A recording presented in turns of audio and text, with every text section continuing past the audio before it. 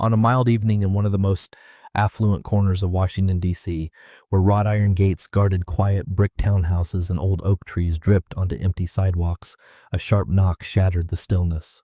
The sound was jarring enough to make curtains twitch in the house next door. Lena Whitaker had only just set her bag down on the entryway table, her coat still damp from the walk from her car, when a second round of knocking rattled the door in its frame. She was 61 years old, silver threading through her close-cropped hair, and she moved through her home with the unhurried certainty of someone who had lived there for many years. She had been putting the kettle on for tea, thinking of nothing more complicated than the brief she still needed to review before morning, when the knocking demanded her attention a third time. The house was quiet around her, the kind of quiet that came from living alone in a place fully her own. Every room arranged exactly as she liked it, every shelf lined with books she had actually read. She set down the kettle, wiped her hands on a dish towel, and crossed the hallway toward the sound. She opened the door to find 3 police officers standing on her porch, rain beating on their jackets, flashlights already raised toward her face. The nearest officer, a broad-shouldered man with a clipped voice, spoke before she could say a word of greeting. He told her they had received a report of a suspicious person at this address and needed to see identification immediately. Lena blinked against the light and asked evenly what exactly the trouble was. The officer did not answer the question. Instead, he repeated his demand, adding that they would also need proof that she actually resided at the property, as though her presence inside her own doorway were not evidence enough. She asked, still calm, whether they had a warrant.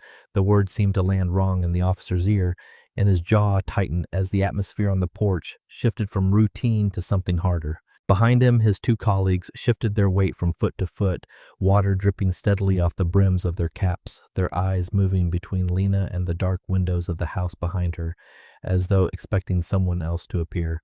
Lena stood in the doorway, with the porch light falling across her, rain misting behind the officers in long silver threads under the street lamp. She was aware, in the way she was always aware in tense rooms, that the next few seconds would set the tone for everything that followed. She kept her hands visible, her voice level, and repeated that this was her home and she had just returned from work. One of the younger officers shifted his weight and glanced toward his partner, and it was he who finally said, almost apologetically, that the caller who had reported the disturbance described the homeowner as a man. Lena absorbed that piece of information without visible reaction, filing it away the way she filed away inconsistencies in testimony, and said only that whoever had called was mistaken. The lead officer's hand drifted almost unconsciously to rest against his holster, and that small motion changed the temperature of the whole conversation. A gust of wind pushed the rain sideways across the porch light, and for a moment nobody spoke at all. The silence stretched thin between 4 people who had never met and now stood only a few feet apart in the wet dark. Down the block, a curtain in the house next door parted an inch, then further, and a face pressed close to the glass. A porch light flicked on 2 doors down. Lena noticed the movement without turning her head, understanding immediately what was happening, understanding it the way she had understood it her whole life, in courtrooms and in grocery stores and in her own driveway. The rain kept falling. The officer in front repeated his demand for identification, his tone edged now with the particular impatience of a man who believed he was being defied. Lena did not raise her voice. She only asked again, slowly, whether the officers were operating under a warrant or whether they had any lawful basis at all for standing on her property and demanding she prove who she was. Somewhere behind her, in the warm glow of the kitchen, the kettle began to whistle, a small domestic sound utterly at odds with the scene unfolding on the porch, and she let it whistle rather than turn away from the men in front of her. The lead officer told her flatly that if she had nothing to hide, producing identification should not be a problem. Lena answered that the presence or absence of something to hide was not the legal standard that governed what he was doing, and that she was well within her rights to decline. She kept her tone measured, almost gentle, the way she might address a first-year clerk who had made a confident but mistaken assertion. She explained without lecturing that this was her house, that she had lived there for many years, and that she had simply come home from a long day. The officer's partner, the younger one who had mentioned the caller's description, looked increasingly uneasy, his eyes flicking between his colleague and the woman standing so calmly in her own doorway. But the lead officer was not interested in easing off. He told her that if she continued to refuse cooperation, they would have no choice but to take her down to the station for further questioning. He said it the way men in his position often said such things, less as a genuine threat and more as a test to see whether the woman in front of him would finally crack under the pressure of the words alone. She did not crack. Lena felt something settle inside her chest, not anger exactly, but a kind of clarity that came from decades of learning precisely which battles were worth fighting and how to fight them without losing herself in the process. She thought briefly and without bitterness of every other night like this one that had come before it. The traffic stops in her younger years, the store clerks who followed her too closely between the aisles, the assumptions that had trailed her even after every promotion, every title, every honor the country had eventually seen fit to grant her. None of it showed on her face. She simply repeated once more that she would not be answering questions unconnected to any lawful investigation, and that she expected the officers to identify the legal basis for their presence before the conversation continued any further. By now, 4 or 5 neighbors had gathered at a careful distance, umbrellas tilted against the rain, phones rising one by one to catch the scene unfolding on the porch. Lena could hear the murmur of voices carrying across the wet lawns, could see the small blue glow of screens recording. She did not perform for the cameras, and she did not shrink from them either. The lead officer, perhaps emboldened by the growing audience or perhaps simply unwilling to be the one who backed down first, told her to step off the porch and down onto the walkway where they could speak to her properly. Lena felt the absurdity of the request settle over her like the rain itself, but she understood too that resistance at this stage would only be used against her later, and so she considered her next words with the same care she gave to a closing argument. She did not move from the doorway. She told him evenly that she was perfectly willing to continue the conversation exactly where she stood on her own property in the doorway of her own home, and that nothing in the law required her to step down onto a public walkway simply because he preferred it that way. The questions kept coming faster now, more pointed. What did she do for a living? How long had she lived at this address? How had she managed to afford a home in a neighborhood like this one? Lena answered only what the law required her to answer, declining politely but firmly to indulge questions that had nothing to do with any legitimate investigation.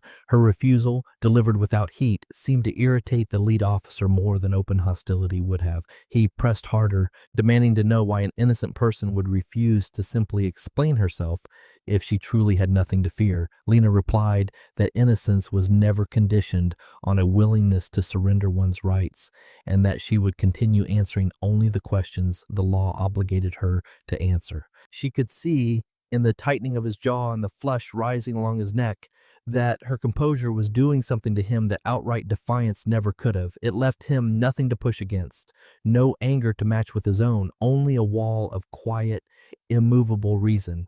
Inside her own mind, beneath the outward calm, Lena was running through a familiar mental checklist, one she had built over decades without ever intending to build it at all.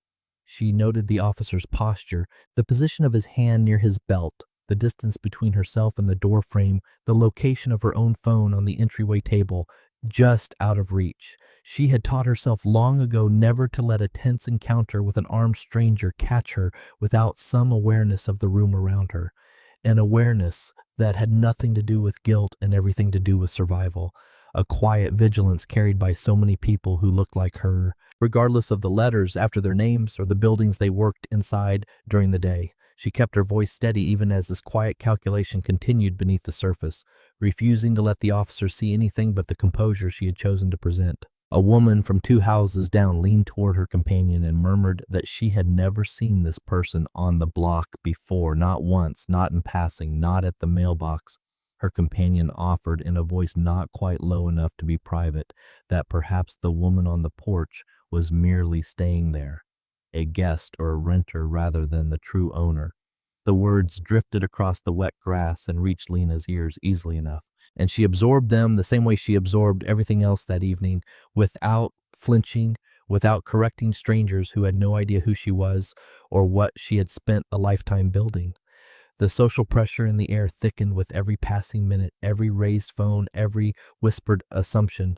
The lead officer, sensing perhaps that the crowd was watching him as closely as it was watching her, straightened his shoulders and announced that Given her continued lack of cooperation, they would need to check the inside of the house as well. Lena refused, and this time there was a new firmness in her voice, though still no anger. She explained, with the precision of someone who had spent decades inside courtrooms, that the officers had no warrant, no articulated probable cause, and therefore no lawful authority to enter her home under any circumstance. The lead officer's face reddened, and he told her, loudly enough for the gathered neighbors to hear, that she was now obstructing a police investigation. Lena answered simply that she was exercising the rights guaranteed to every citizen of the country, rights that existed precisely so that a person could not be forced into her own home at the demand of officers with no legal basis for the intrusion. One of the officers stepped back and began speaking urgently into his radio, requesting guidance from a superior. Somewhere in the small crowd, a phone that had been recording quietly for several minutes was lifted higher, its owner having decided in that instant that whatever was happening deserved to be shared more widely than a single street corner. The officer on the radio kept his voice low, but the rain carried fragments of his words out across the lawn regardless. Phrases about an uncooperative resident and a possible obstruction charge drifted toward the small crowd gathered along the sidewalk. Lena listened to those fragments without comment, understanding exactly how the story was already being framed even before anyone with real authority had arrived to assess it properly. She thought of how quickly a narrative could calcify once it left a single mouth and entered a radio, a report, a file, and how much harder it became to correct once it had traveled that far.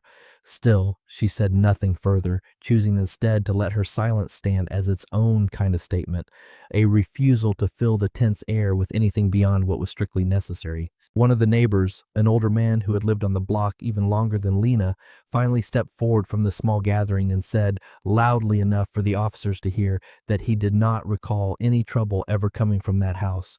Not once, not in all the years the woman had lived there.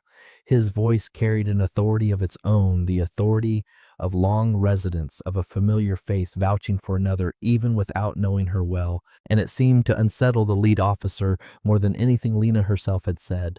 The officer glanced toward the old man, then back toward Lena, and for the first time that evening, something like genuine uncertainty crossed his face, though it vanished almost as quickly as it appeared, replaced again by the stubborn insistence that procedure had to be followed regardless of what any bystander claimed to know. Lena noted the exchange quietly, grateful without saying so for the small, unprompted kindness of a stranger willing to speak up in the rain. Nobody on that porch, nobody peering from behind a curtain, nobody holding up a phone in the rain had the faintest idea who the woman standing so calmly before them actually was. Word soon crackled back through the radio that a watch lieutenant was being dispatched to the scene, and the three officers exchanged glances that suggested none of them were entirely certain whether that was good news or bad. Lena simply waited, arms loosely at her sides, rain collecting in her hair, betraying nothing of what she already suspected was coming. She glanced once toward the street where a line of parked cars glistened under the street lamps, and thought with a flicker of something almost like weariness about how many other doorways across the country were hosting some version of the same scene at this very moment, with far less certain outcomes waiting at the end of them. The wait for the lieutenant stretched longer than it should have. The rain settled into a steady rhythm against the porch roof. The officers fell into an uneasy silence broken only by the occasional crackle of the radio clipped to the lead officer's shoulder. Lena used the silence to study the three men in front of her, not with hostility, but with the same careful attention she brought to oral arguments, cataloging the small tells that separated genuine uncertainty from stubborn pride. The youngest officer would not meet her eyes for more than a second at a time, his discomfort growing with every passing minute, while the lead officer stood with his jaw set, unwilling to be the first among them to suggest that the whole encounter might have gone wrong from its very first moment. The third officer, older and quieter than the other two, said almost nothing throughout the wait. His eyes moved instead between Lena and the small crowd gathering along the sidewalk, as though he alone had begun to sense how badly this particular story might end for all of them if it was not handled with far more care than it had been given so far. The lieutenant arrived before long, his cruiser pulling to the curb with a quiet efficiency that contrasted sharply with the tension already gathered on the lawn. He was a heavy-set man in his 50s with the weary, measuring eyes of someone who had spent half his career untangling exactly this kind of situation. He listened first to his officers, who reported with a certain defensive edge that the woman at the address had refused multiple requests for identification and had refused to allow entry into the home. The lieutenant turned to Lena and, with the same tired formality he might have used on any call, asked her directly for identification. Lena, for the first time that evening, allowed the faintest note of something sharper into her voice and asked him plainly what crime exactly they believed was under investigation. The lieutenant hesitated, glancing back at his officers, and none of them offered him a clear answer. It was in that hesitation, that small, unfilled silence, that the lieutenant began to feel the first stirrings of doubt about how the evening had been handled before he arrived. He studied the woman in front of him more carefully now, noting the precision of her language, the calm economy of her answers, the total absence of the panic or bluster he usually encountered on calls like this one. He asked almost involuntarily whether she worked in law, whether she had some legal background that explained the careful way she parried every question thrown at her. Lena only offered a small, unreadable smile and said nothing further, letting the question hang unanswered in the misting rain. The lieutenant's phone buzzed in his jacket pocket at that exact moment, an insistent vibration that he might, on any other night, have ignored until the scene in front of him was resolved. Something about the timing made him glance down immediately, and the name on the screen belonging to his own captain made him step away from the porch before answering. He answered it instead, stepping a few feet away from the porch, and the voice on the other end asked him, without preamble, to confirm the exact address where he was currently standing. He read it off, glancing back over his shoulder at the woman still waiting patiently by her own front door. The voice on the line asked who, precisely, he was speaking with at that address, and the lieutenant answered somewhat uncertainly that it was a woman who had not yet given her name.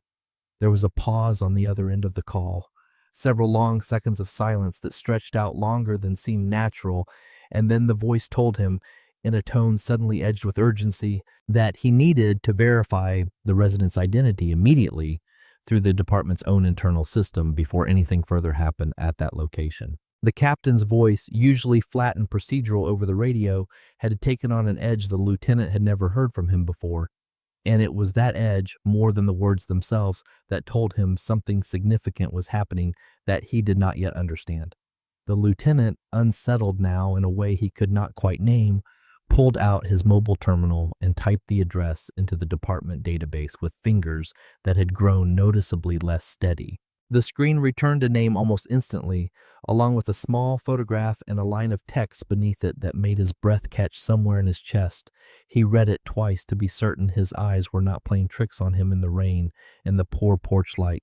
The name on the screen belonged to a sitting justice of the Supreme Court of the United States, a woman whose rulings he had heard discussed on the news for years, a woman whose face he now realized with a lurch of recognition matched exactly the person standing on the porch in front of him.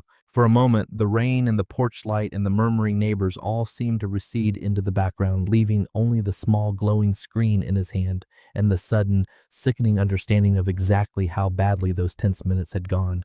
For a brief moment, he considered simply pocketing the terminal and continuing on as though nothing had changed. Some instinctive part of him searching for a way to undo those minutes before anyone else had a chance to notice what he had just discovered, but that impulse passed almost as quickly as it arrived, replaced by the sober recognition that the encounter had already been recorded from a dozen different angles, that neighbors up and down the block had already seen everything, and that whatever happened next would need to happen honestly or not at all. He stood frozen for a moment, his phone still in one hand, his mobile terminal in the other, feeling the full weight of those minutes settle onto his shoulders like a physical thing. When he finally turned back toward the porch, his face had lost its earlier weariness and had taken on something closer to alarm. He looked at Lena Whitaker now with entirely different eyes, seeing not a suspicious stranger to be interrogated, but a person whose authority within the very system he served was almost impossible to overstate. The rain had not stopped, but the lieutenant seemed suddenly unaware of it, his attention entirely fixed on the calm, unhurried woman who had weathered those minutes of hostile questioning without once raising her voice. He thought in that instant of every assumption his officers had made since arriving, and of how effortlessly those assumptions had been dismantled by a woman who had never once needed to raise her voice to prove them wrong. He approached the steps slowly, almost hesitantly, and asked with a formality that had not been present in his voice moments earlier, whether he had the honor of addressing Justice Whitaker.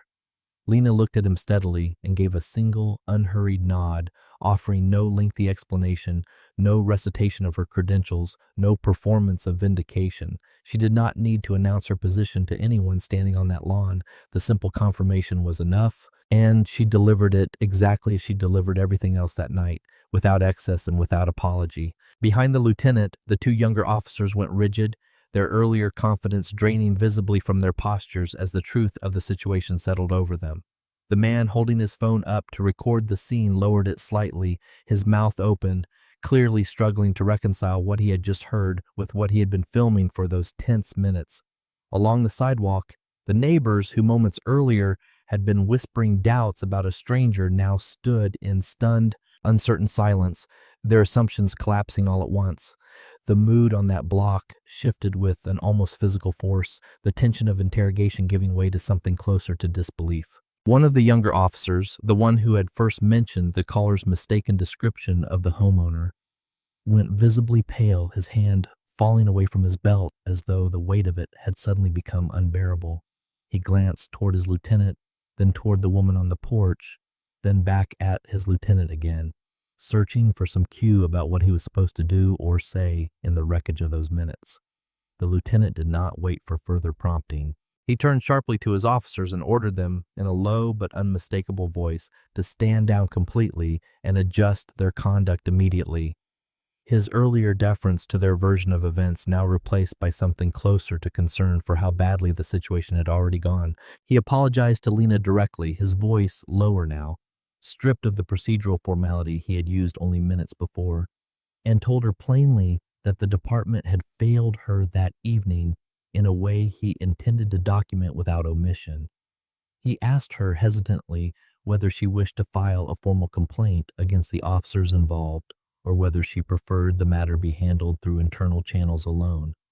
Lena considered the question carefully before answering, aware that whatever she chose in that moment would shape how the story unfolded in the days ahead, and aware, too, that she owed her answer more thought than a quick, reflexive response born of frustration. She told him she wanted a complete and honest accounting of what had happened, recorded accurately and without softening, but that she had not yet decided what further action, if any, she intended to pursue beyond ensuring the truth was documented.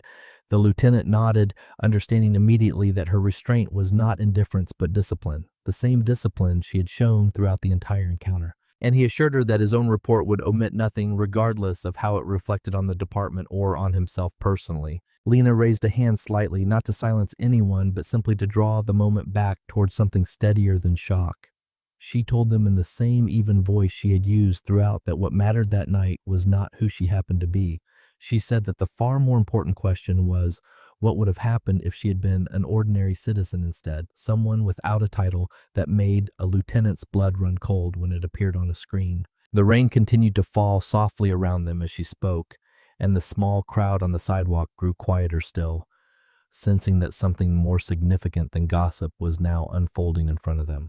She explained without lecturing, without raising her voice even slightly, the constitutional protections that existed for exactly the situation they had all just witnessed, the boundaries the law placed on police power, and the responsibilities that came with wearing a badge. She spoke of due process, not as an abstract legal phrase, but as something lived, something tested that very evening on her own front porch, in the rain, under the eyes of strangers who had assumed the worst simply because a description did not match the reality standing before them.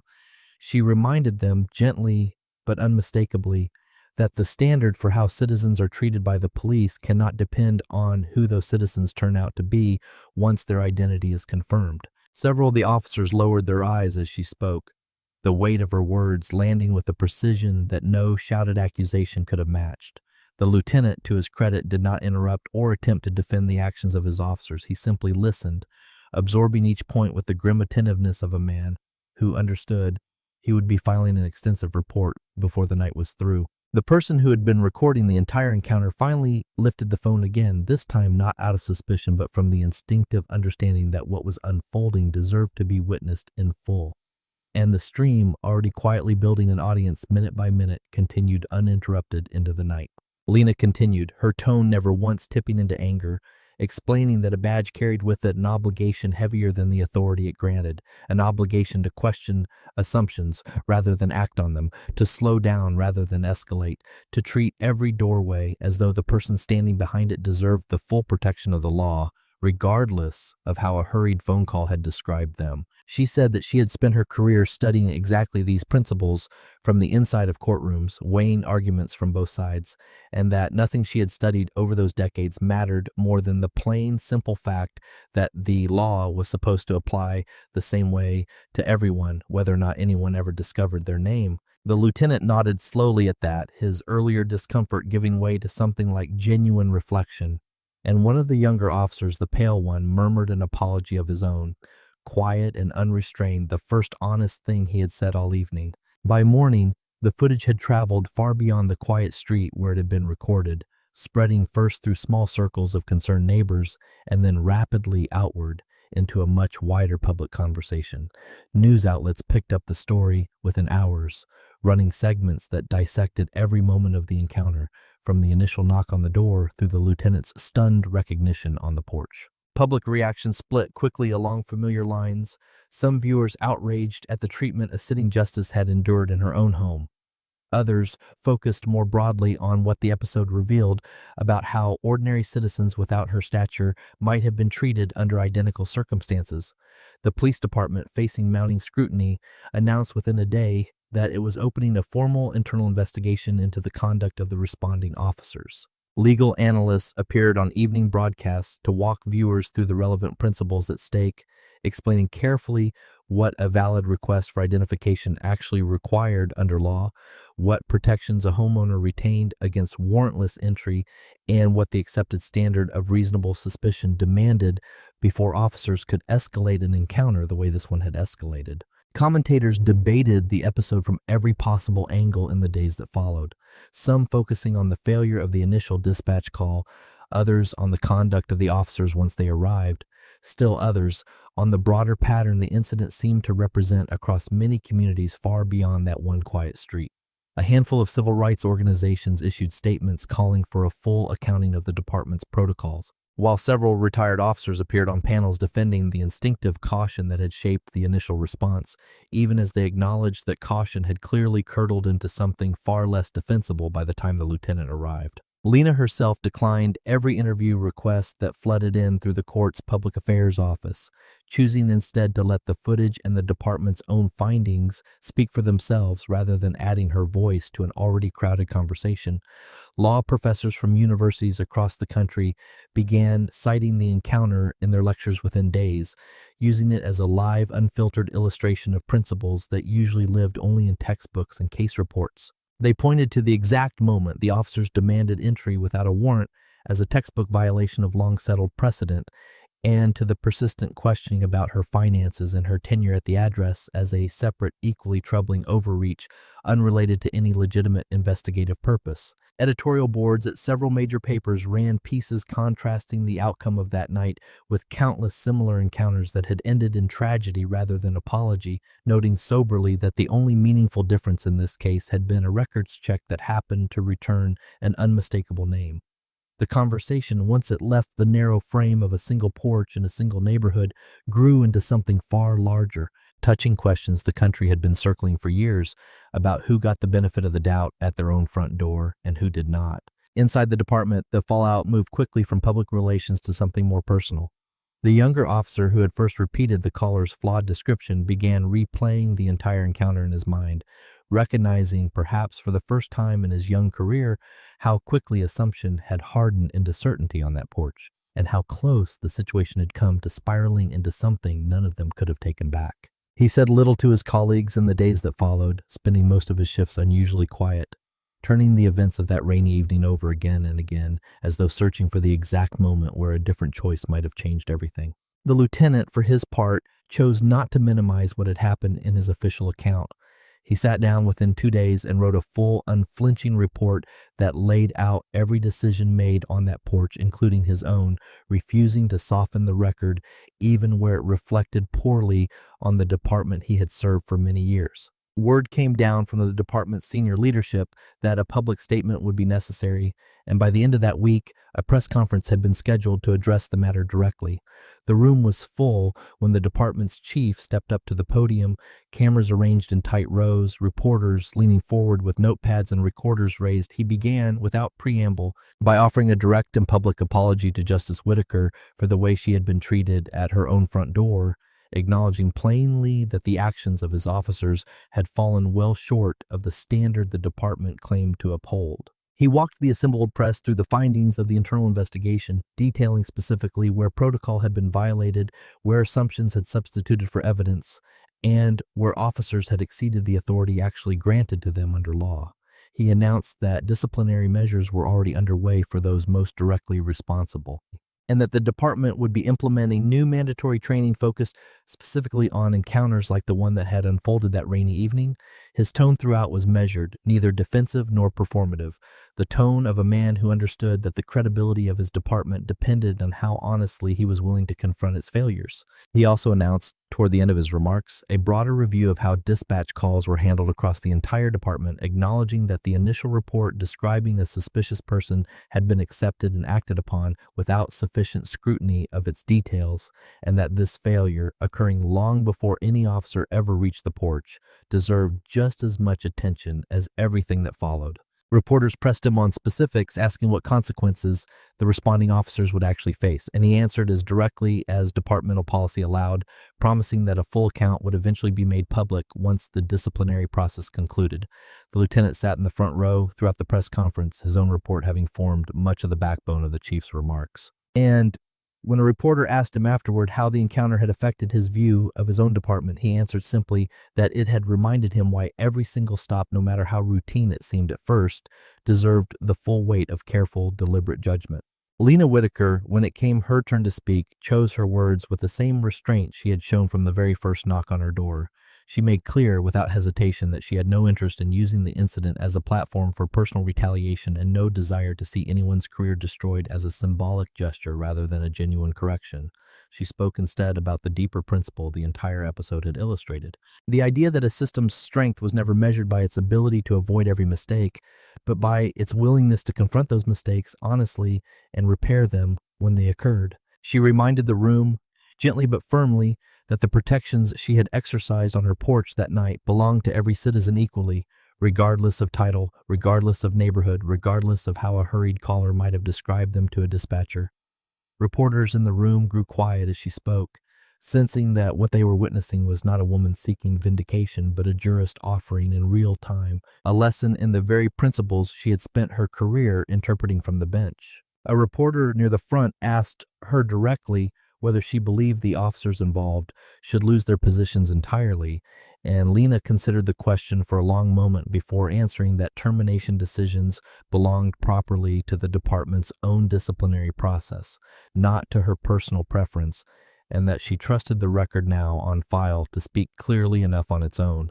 Another reporter asked whether she feared for her safety in her own neighborhood going forward, and she answered with the faintest trace of dry humor breaking through her composure for the first time all week, that she had lived on that street for many years without incident and intended to go on living there for many more, rain or no rain. The room allowed itself a small ripple of laughter at that, the tension of the press conference easing slightly, and Lena used the brief lightness to steer her closing remarks back toward the substance of what she wanted the public to remember once the cameras finally moved on to other stories.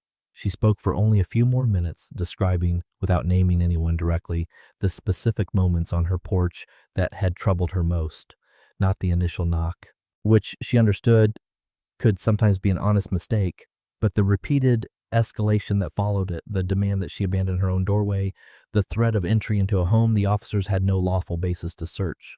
She said that these were the moments that mattered most for the public to understand, because they were the moments least likely to be corrected by a lucky phone call from a captain who happened to recognize a name. She closed by expressing her hope that the department's promised reforms would extend not only to training manuals and disciplinary files, but to the everyday instincts officers carried with them onto every porch, every doorway, every uncertain encounter where the difference between routine and catastrophe often came down to nothing more than a single unexamined assumption.